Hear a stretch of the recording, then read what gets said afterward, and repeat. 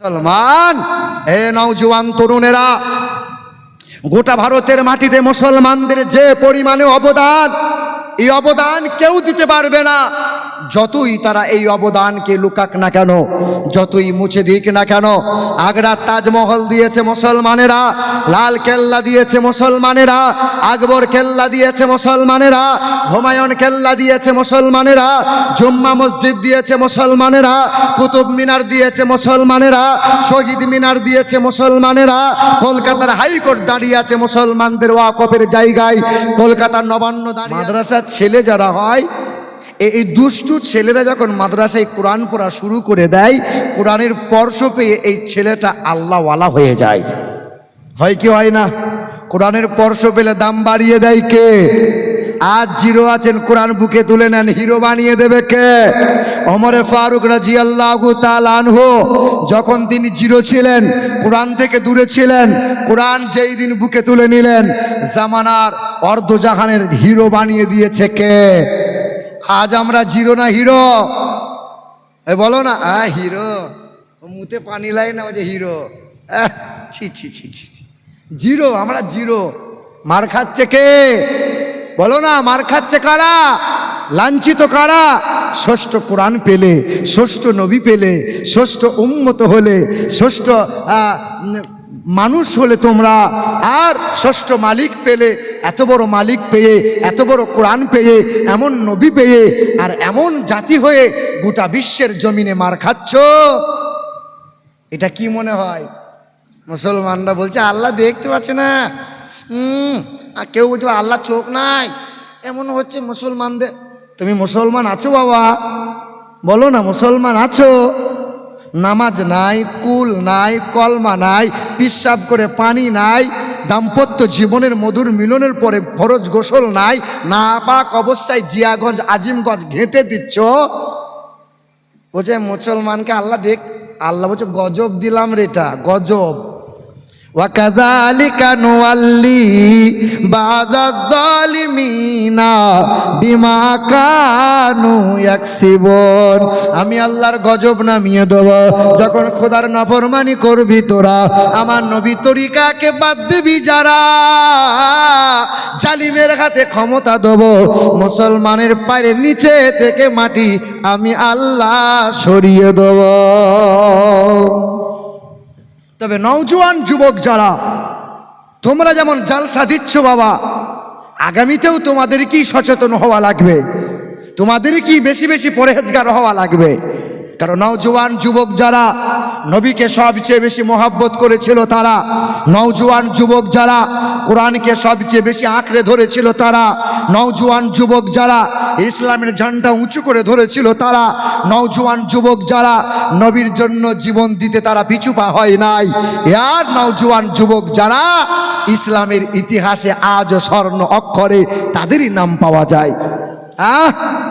আমাদের ছিল এক সোনালী অতীত, নাড়িয়ে দিতাম সব জালিমের ভিত। আমাদের ছিল এক সোনালী অতীত, নাড়িয়ে দিতাম সব জালিমের ভিত। আইন ছিল শুধু ইনসাফেরই, জুলুম রুখে দিতে হতো না দেরি। আমাদের সে অতীত হারিয়ে গেছে, মাজলুম আজ তাই কেঁদে মরে। হারিয়েছি যা তা কি পাবো ফিরে, তুমি না জাগিলে তাকে ফিরাবে কে? ইয়া শাবাব ইস্তাইকিল, হে যুবক জেগে ওঠো। নওজোয়ান যুবকরা মনে মনে ভাবছে জালসা দিয়ে দিলাম, আমাদের এবার শেষ, যখন মরে যাব এই জলসা দিয়েই ফুরুত করে জান্নাত চলে যাব। ভাইরা আমার, কোরআন যেই দিন বুকে তুলে নেয়, সন্তানগুলো নেককার আল্লাহওয়ালা হয়ে যায়। ওই সন্তানগুলো যখন পথ দিয়ে যায়, রহমতের ফেরেশতা ডানা বিছিয়ে দেয়, দরিয়ার ধার দিয়ে রাস্তার পাশ দিয়ে যায়, পুকুরের তামাম প্রাণীগুলো তার বাপ মায়ের জন্য মাগফিরাতের দোয়া করে দেয়। হে মুসলমান, সবচেয়ে দামি মাস হলো রমজান মাস। রমজান মাসের কেন এত দাম বেড়ে গেল? ওই মাসে আমার আল্লাহ কোরআন নাজিল করে দিল। সবচেয়ে দামি রাত হলো লাইলাতুল কদরের রাত কেন এত দাম বেড়ে গেল? যে রাত এক রাত ইবাদত করলে পরে ৮২ বছর 4 মাস ইবাদত করার স্বভাবটা বান্দার আমল নামায় আমার আল্লাহ দান করে দেয়। কেন এত দাম বেড়ে গেল? ওই রাত্রিতে আল্লাহর কালাম পৃথিবীতে নাজিল হলো। বলেন তো সবচেয়ে দামি ফেরেশতার নাম কি? জিবরাইল ফেরেশতা। কেন এত জিবরাইলের দাম বেড়ে গেল? যারা বলে ওসিলা মানি না, যারা বলে ওসিলা মানি না, কোরআন পড়ো, কোরআন দেখো। জিবরাইল বলে আমি জিবরাইলের ওসিলা না নিয়ে কোরআন তো কখনো নাজিল হয় না। ওসিলা মানো না যারা, কোরআন তো মানো না তারা। নাজালা বিহির রুহুল আমিন, আমি রুহুল আমিন জিবরাইলের দাম বেড়ে গেল কারণ আমার মারফতে কোরআন নাজিল হলো। সবচেয়ে দামি ভাষার নাম কি? কোরআনের ভাষা হলো আরবি ভাষা, নবীজির ভাষা হলো আরবি ভাষা, আল্লাহর প্রিয় ভাষা হলো আরবি ভাষা, কবরের ভাষা হলো আরবি ভাষা, নামাজের ভাষা হলো আরবি ভাষা। সবচেয়ে দামি ভাষা আরবি ভাষা। আরবি ভাষায় কোরআন নাজিল করে দাম আমার আল্লাহ বাড়িয়ে দিল। এই দেশের সাংবাদিকরা প্রশ্ন করেছিল, দেশের যখন প্রধানমন্ত্রী পণ্ডিত জওহরলাল নেহরু হয়েছিল, ও পণ্ডিত জওহরলাল সারা জীবন কিস্তি টুপি পরলেন, লম্বা শেরওয়ানি পরলেন, লম্বা হাতে লাঠি রেখে জীবন কাটিয়ে দিলেন।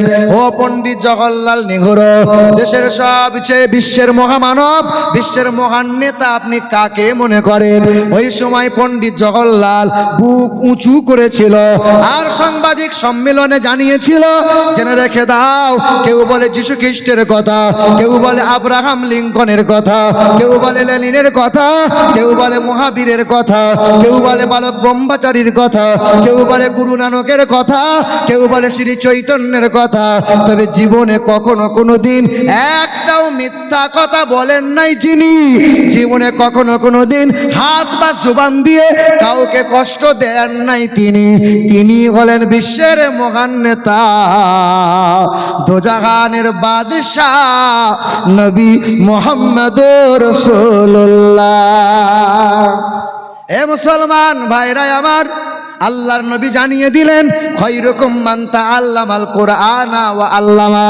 আরে সবচেয়ে দামি মানুষ হলো তারা কোরআন বুকে নিয়েছে যারা, কোরআন পড়িয়েছে যারা, কোরআন বুকে নিয়েছে যারা, কোরআন চুমা দিয়েছে যারা, কোরআন আঁকড়ে ধরেছে যারা, কোরআনকে ফলো করেছে যারা, কোরআন অন্যকে শিখিয়ে দিয়েছে যারা, সবচেয়ে দামি মানুষ হলো তারা। আরে সবচেয়ে দামি মানুষ তারা সুদ থেকে বেঁচে গেল যারা, লটারি থেকে দূরে থাকলো যারা, সবচেয়ে দামি মানুষ হলো তারা। তবে জমির আল কেটে কেটে জমি বড় করছে যারা, নেককার বান্দা তারা। এদিকে লোক তো জমির আল ঝরে না, ঝরে নাকি? এদিকে লোকেরা কি বন্ধন গ্রুপের লোন করে? বাবা, গ্রুপ লোন করে না, বন্ধনের লোন করে না, সুদের কারবার করে না। আমার তোমার ঘরের ছেলেরা মাঝে মধ্যে বোতলে টান মারে না? হ্যাঁ, আমার এলাকাও মা বোনরা করে না। না, বন্ধন গ্রুপ চলে, তবে বলে বলে এখন কমেছে। হ্যাঁ, আমি হারামের ফতোয়া দিতে আসি নাই, আমি লজ্জা শরমের কথা বলতে এলাম।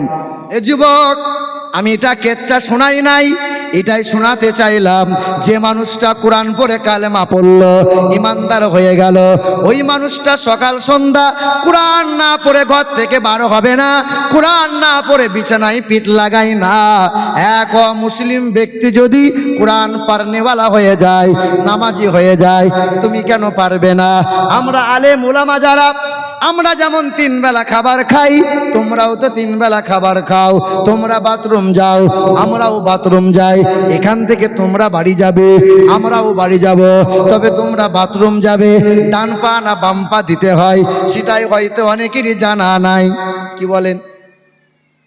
মাদ্রাসার তালিব ইলম দেখবে গোপনে পেশাব করবে, হাঁটুর ওপরে কাপড় তুলে পেশাব কখনো করবে না। আর বাথরুমে গেলে বাম পা দিয়ে দোয়া পড়ে যাবে, বিনা দোয়াই বাথরুম প্রবেশ করবে না। আর আমার 60 বছরের মুরব্বী চাচা 40 বছর নামাজ পড়ে এমন করে পেশাবখানায় পেশাব করতে বসেছে, পিছন দিকে কেউ যদি হুট করে চলে যায় মনে হবে সুন্দরবন সব দেখা যাচ্ছে। লজ্জা শরমের কথা, তুমি পেশাবও করতে পারলে না, কবে শিখবে বাপ? রাগ করিও না, তুমি আমার বাপ তুল্য ভাই তুল্য ছেলে। এ নওজোয়ান যুবক যারা, তুমি নবীর তরিকাকে ভালোবাসতে পারলে না, বাথরুমে কোন পা দিয়ে যেতে হয় সেটাও শিখলে না, কোন দোয়া পড়ে যেতে হয়। নবী বলেছেন খাবার আগে এই দোয়া পড়ে খাবার খাও, বাথরুমে যাওয়ার সময় এই নিয়ম পড়ে যাও, শোয়ার সময় ডান কাত হয়ে শুয়ে যাও, ওযু করে শুয়ে যাও, দরুদ পড়তে পড়তে ঘুমাও, ঘুম থেকে উঠে আল্লাহর শুকরিয়া আদায় করো। একমাত্র গরু যারা, ছাগল যারা খাবার আগে বিসমিল্লাহ বলে খায় না, ঘুম থেকে উঠে আল্লাহর শুকরিয়া আদায় করতে হয় না। গরু ছাগলকে পেশাব করে পানি নিতে হয় না, পেশাব করে পানি নেয় যারা মুসলমানের ছেলে তারা। জুম্মার দিন নামাজ পড়ে বেরিয়েছে, আমিও বেরিয়েছি, মোটর সাইকেল নিয়ে 1/2 কিলোমিটার দূরে এসে মাথার টুপি এখনো মাথায় আছে, ছটচর করে পশ্চিম দিকে মুখ করে দাঁড়িয়ে গেল, মাল অর্ধেক প্যান্টে মুচি নিল, ঘরে চলে গেল। বাপ বলছে আমার ছেলে মানুষ হচ্ছে, আর কোরআন বলছে তোমার ছেলে এঁড়ে গরু তৈরি হচ্ছে, কুত্তা হচ্ছে, কুত্তা। হ্যাঁ, কুত্তাকে জিজ্ঞাসা করিও না, কুত্তা। আমি যে 365 দিনে একদিনও সিজদা করি না, একদিনও যে ফজরের নামাজ পড়ি না, এ কুত্তা তুই নামাজ কেন পড়িস না? কুত্তা তোমাকে শান্তভাবে জবাব দিয়ে বলবে আমি কুত্তা, আমি একটা নীচ প্রাণী।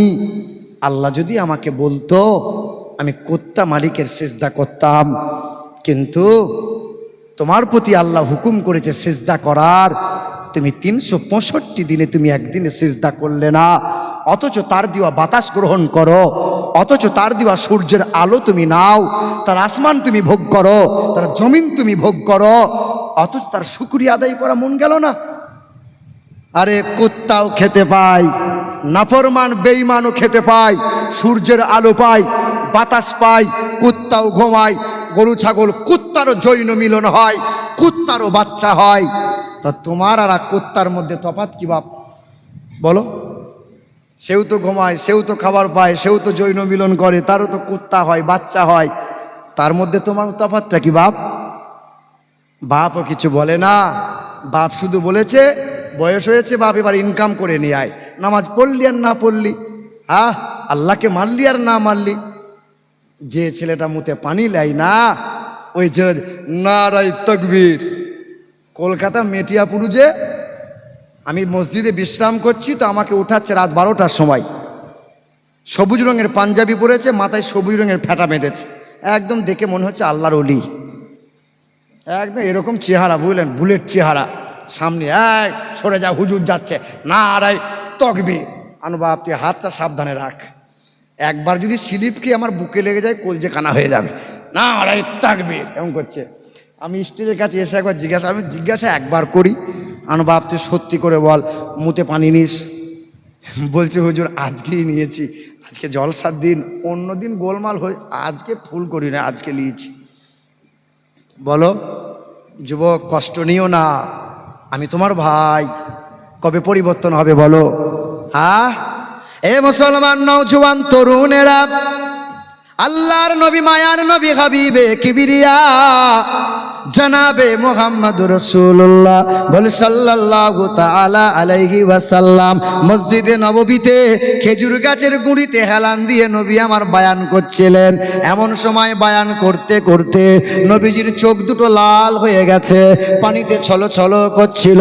আল্লাহর নবী বারবার একটা কথা বলছিল, আল্লাহুম্মা গফিরলি উম্মতি উম্মতি, আল্লাহুম্মা গফিরলি, আল্লাহুম্মা গফিরলি। আল্লাহ আমার উম্মত উম্মতিকে তুমি মাফ করে দাও। কার চিন্তা বলো না, কার চিন্তা? এই উম্মতের চিন্তা। আম্মাজান আয়েশা শুধু বলেছিলেন, ইয়া রাসূলুল্লাহ আপনি আমার জন্য একবার দোয়া করে দেন না। আল্লাহ রাসূল শুধু বলেছিলেন আল্লাহুম্মা গফিরলি আয়েশা, আল্লাহ আমার আয়েশাকে মাফ করে দাও। তো আম্মাজান আয়েশা খুশিতে আনন্দে আত্মহারা। তো নবী জিজ্ঞেস করছেন এত হাসছো কেন, এত আনন্দ কেন? ওই আপনি আমার জন্য দোয়া করেছেন, আমি আনন্দ হব না? নবী বলছেন প্রতিদিন আমি ৭০ বার করে এই দোয়াটা উম্মতের জন্য করি। আল্লাহুম্মা গফিরলি উম্মতি উম্মতি, আল্লাহ আমার উম্মতিকে মাফ করে দাও। এ মুসলমান ভাইরা, আল্লাহর নবী, দয়ার নবী মসজিদে বসে আছেন, উম্মতের ফিকির করছেন। সাহাবায়ে কিরামরা নবীকে গোল করে ঘিরে বসে আছেন। এমন সময় এক মহিলা, ঘরের এক কাজের দাসী দৌড়ে এসেছে, মসজিদের সামনে থেকে নবীকে দাঁড়িয়ে সালাম দিয়েছে। আসসালামু আলাইকা ইয়া রাসূলুল্লাহ, আসসালামু আলাইকা ইয়া হাবিবাল্লাহ। আল্লাহর নবী সালামের জবাব দিয়ে বললেন, মা, এ মা, কি হয়েছে কি বল না? বলে, ইয়া রাসূলুল্লাহ, একবার বাড়ি যাওয়া লাগবে, মা আপনাকে ডাক দিয়েছেন। আল্লাহর নবী বলছেন, এ আমার মাদি, এ আমার ঘরের কাজের মেয়ে, তুই মন খারাপ করিস না রে মা, তুই দৌড়ে চল, আমি তোর পিছনে পিছনে যাচ্ছি। নবী আমার বাড়ি যাচ্ছি বলে উম্মতের কথা ভাবতে ভাবতে নবীজি বাড়ি যাওয়ার ভাবনাকে ত্যাগ করে দিয়ে উম্মতের চিন্তায় নবী চিন্তিত হয়ে রইলেন। এই উম্মতের চিন্তায় নবী ফিকির করছেন, নবী বাড়ি গেলেন না। আল্লাহর নবী সাল্লাল্লাহু আলাইহি ওয়াসাল্লামকে দ্বিতীয়বার ওই মহিলাটা নবীকে ডাক দিচ্ছেন, আসসালামু আলাইকা ইয়া রাসূলুল্লাহ। দ্বিতীয়বার নবী সালামের জবাব দিয়ে বললেন, মা, কি হয়েছে? বলে, ইয়া রাসূলুল্লাহ, একবার বাড়ি চলুন। দ্বিতীয়বার নবী বললেন, মা, তুই বাড়ি চল, আমি যাচ্ছি। নবী বাড়ি যেতে পারছেন না। উম্মতির ফিকির করে, উম্মতির চিন্তা করে। যে উম্মত নবীকে চিনতে পারল না, যে উম্মত নবীকে মানে না, নবীর দরুদ পড়তে কষ্ট হয়, দরুদ পড়ে না, সেই নবী কখনোই উম্মতকে ভুলে যায় না। আল্লাহর নবী তৃতীয়বার, নবী আমার উম্মতের ফিকির যখন মগ্ন হয়ে আছেন, ওই কাজের মেয়েটা তৃতীয়বার এসে নবীকে সালাম দিচ্ছেন, আসসালামু আলাইকা ইয়া রাসূলুল্লাহ। আল্লাহর নবী তাকিয়ে দেখছেন মহিলার চোখ দিয়ে পানি টপ টপ করে গড়িয়ে গড়িয়ে পড়ে।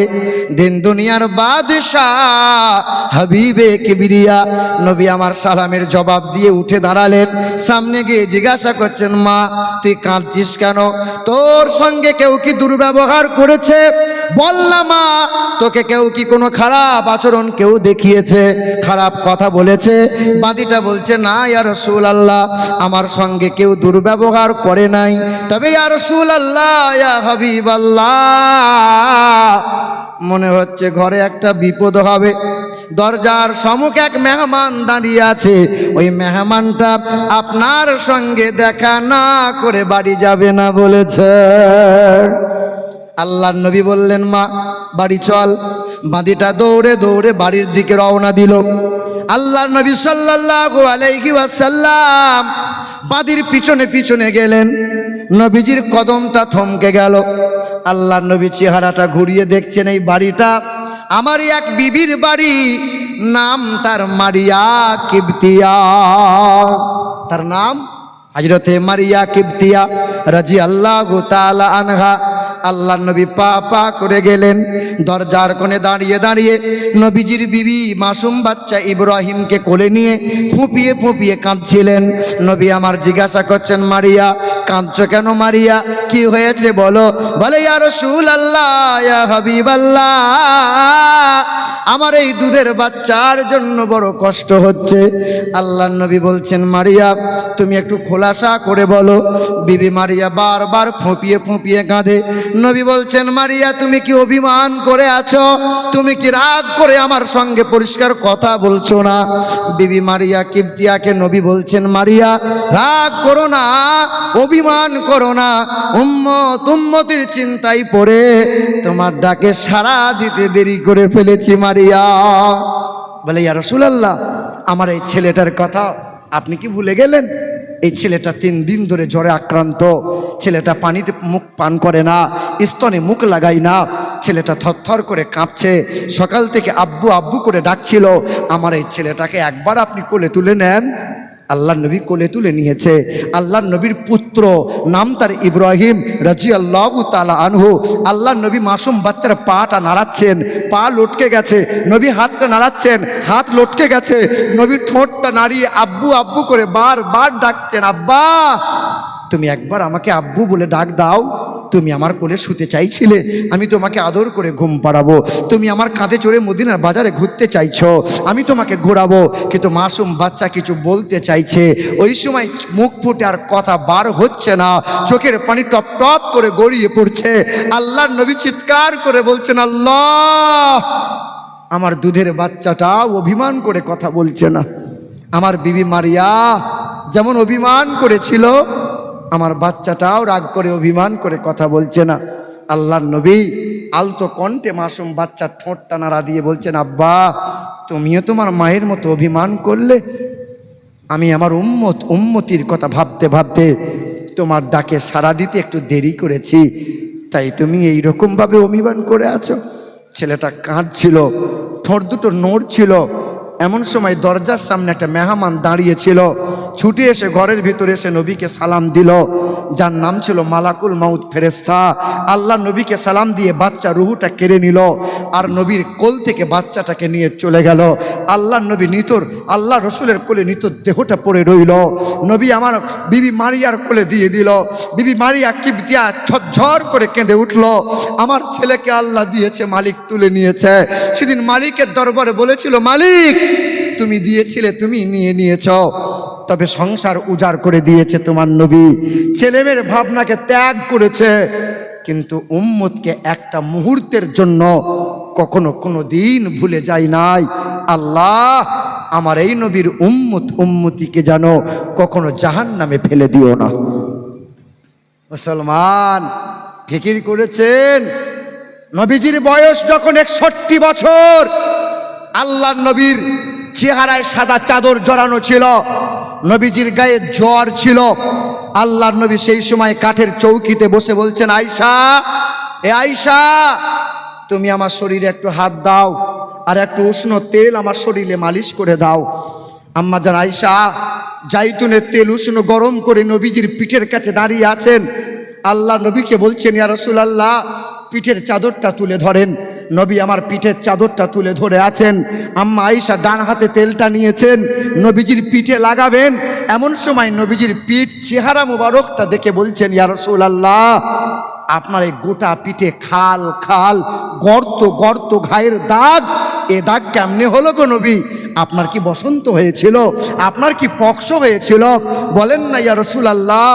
আল্লাহর নবী সেদিন চোখের পানি ফেলে বলেছিল, আয়েশা এই দাগ বসন্তের দাগ নয়, এই চেহারার দাগ গর্ত গর্ত খাল খাল, এই দাগ কোনো ফোঁড়া ঘায়ের দাগ নয় রে আয়েশা, এটা পাথরের মারের দাগ।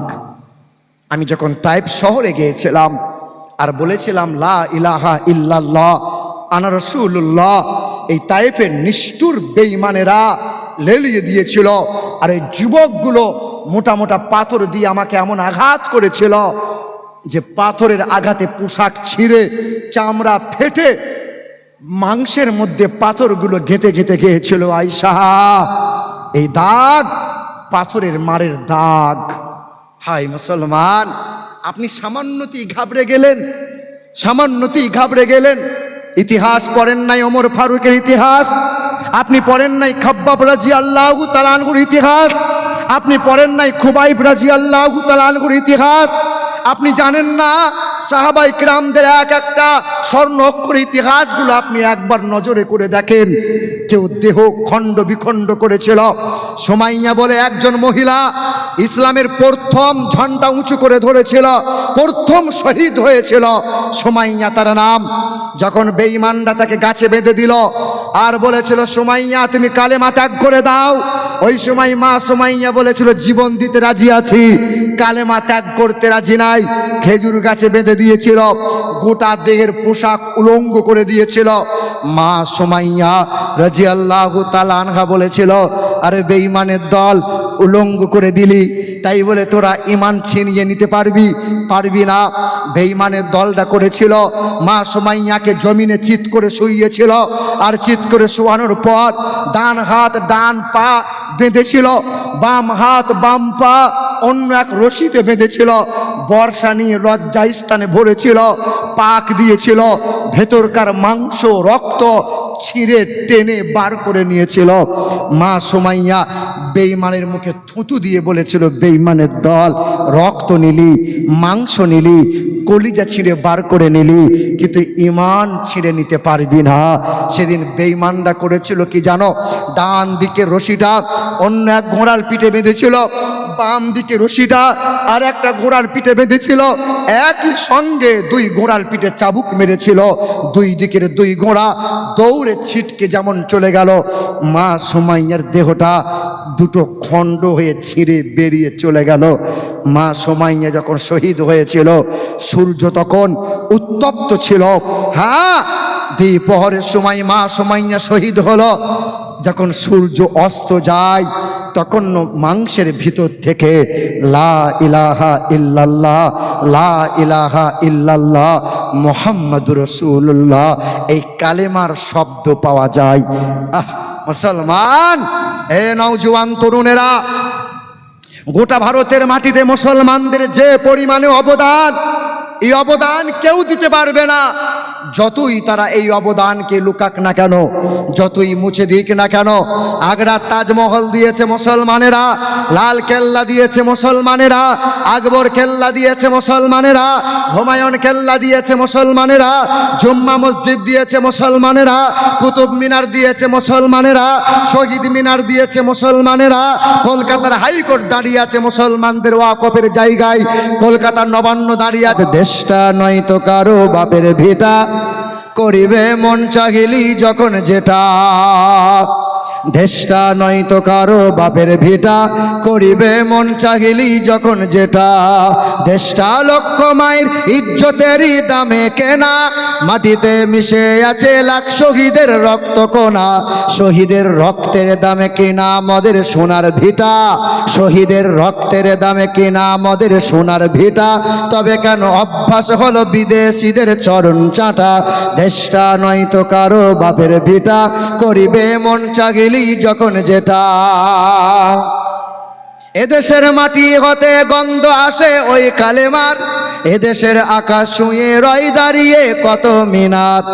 এদেশের মাটি হতে গন্ধ আসে ওই কালেমার, এদেশের আকাশ ছুঁয়ে রয় দাঁড়িয়ে কত মিনার।